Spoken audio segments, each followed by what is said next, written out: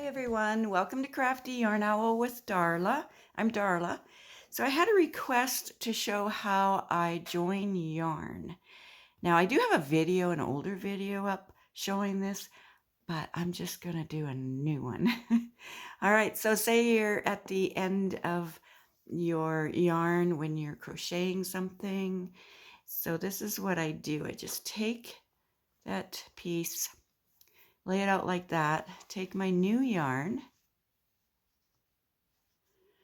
and lay it out like that. Then what I do is I'm going to tie this yarn around this end of this yarn around this. I'm going to tie the end of this one around this part of the new yarn. Okay. Oop. All right, so you just grab your yarn,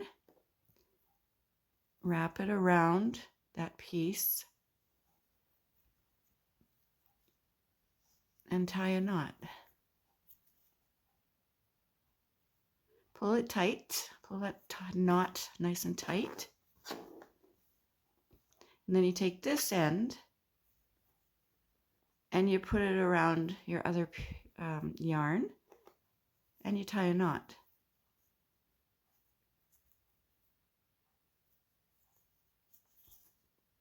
Pull it tight, pull your knot tight.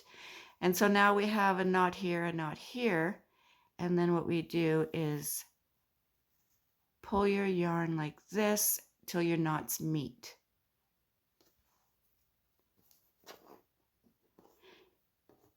Then you grab your two ends here, the two ends, and you cut it off. Some people I've seen cut like right up against the knot. I don't do that. That scares me a little bit. I will cut close to the knot, like maybe like this. Just cut it off like that. And then I always test it. Well, not always, but a lot of the time I will test it. And it is tight. I've never had a problem with the knot coming undone in my work. And I've done this method for years.